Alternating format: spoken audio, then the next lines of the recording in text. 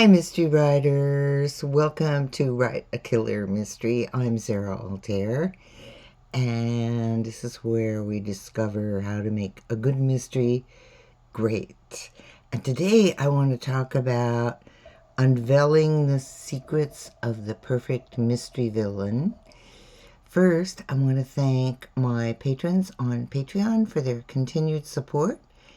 And if you'd like to join us, there's a link to Patreon in the description below.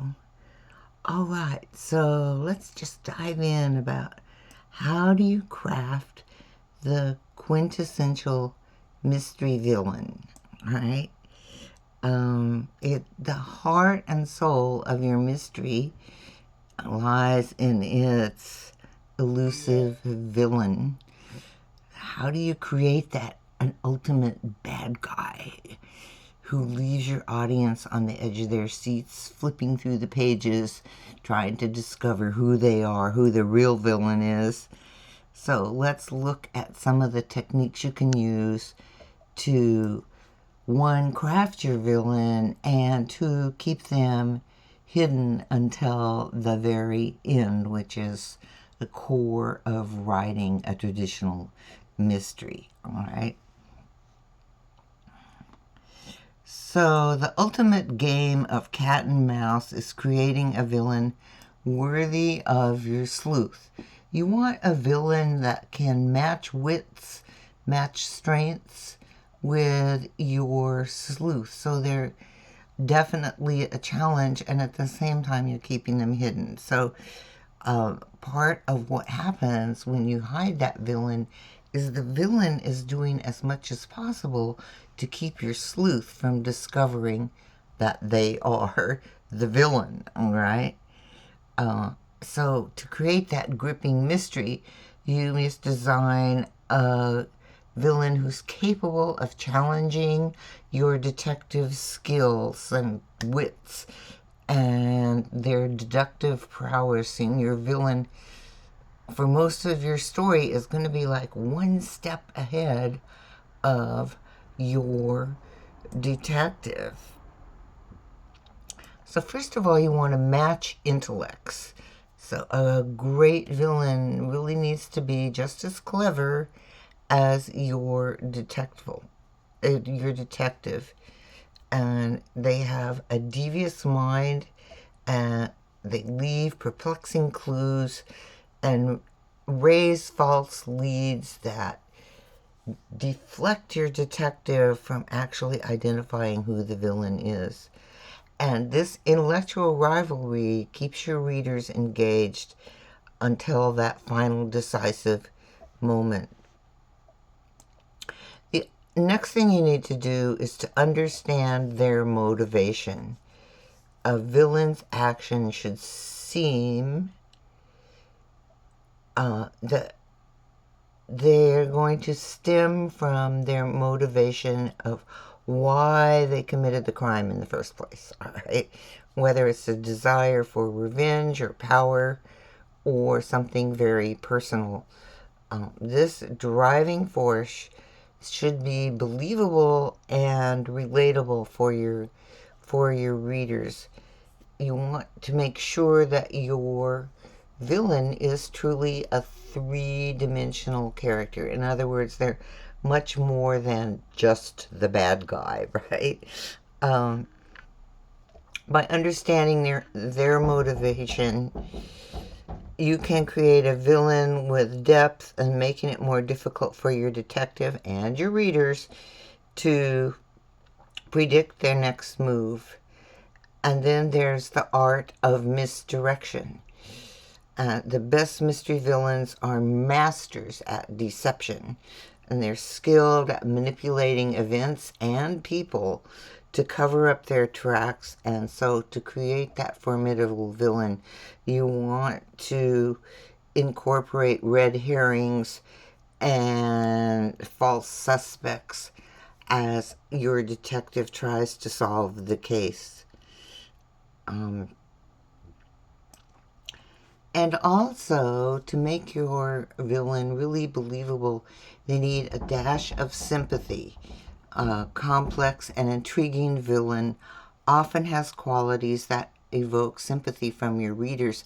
And part of this sympathy can be the thing that acts like a red herring. Oh, this guy's so cool, or she's so great. She couldn't possibly be the villain. And this added dimension makes it harder for your detective to bring that villain to justice. And one other thing that really helps is for that villain to have a very defined signature, something that makes them unique. They have a unique trait, they have a specific modus operandi, or a calling card that sets them apart. And you want to incorporate that memorable signature for your villain, making them instantly recognizable and unforgettable to your readers. And that calling card may be the thing that is the clue that both the detective and your readers have to figure out, what does it really mean. So if you follow these suggestions, you're going to be on your way to creating a villain that's a worthy opponent for your detective. All right. So you really want to make sure that your villain is just as three-dimensional and just as detailed, and that you create a detailed, broad character background for your villain. They're one of the three main pillars of your mystery story, along with the detective and the villain and the victim. I'm sorry. So one of the hardest things we need to do is to keep that villain shrouded in mystery until the very end. So they're kind of a shadowy figure. They're one of several suspects that you have in your story, and they pull strings behind the curtain, as it were, to keep your detective distracted and divert their attention away from the villain themselves. So first of all, you can distract with red herrings, false trails. It's a clue or a piece of information that is intended to be misread, drawing attention away from the real villain. And a crafty villain may leave red herrings for your detective to discover that seem to point away from the villain themselves. And so you also want your mystery villain to be disguised as a seemingly innocuous character. So there are all these suspects that surround that victim, and your villain is just one of several. And as you're crafting your mystery, you're going to hint at other suspects who seem to be more culpable or more guilty or more possible as the villain, because the villain's working behind the scenes to keep themselves invisible, as it were. You also want to play with perspective. So what you're doing is you're manipulating the perspective and the perception of the other characters to your readers.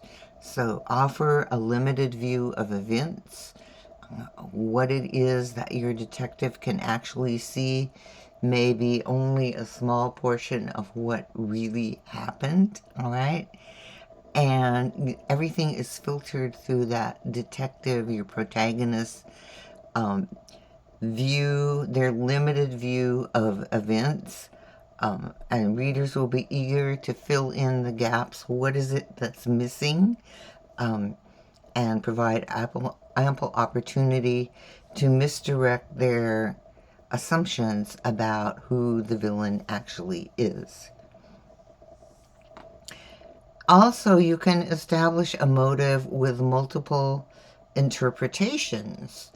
A well-crafted motive should be both plausible and intriguing, and designed to keep readers guessing. The motive must apply to multiple characters. So it seems as though several of your suspects have ample motivation to have committed the crime. So you want to re-examine all the connections that suspects, and among them, one of those suspects is the villain itself. You want to re-examine those connections that the suspects have, one with each other and two with the victim itself. So this gives your story depth and complexity. And of course, timing the reveal, because you want to keep that reveal at the end, and you want to build a crescendo up to that reveal.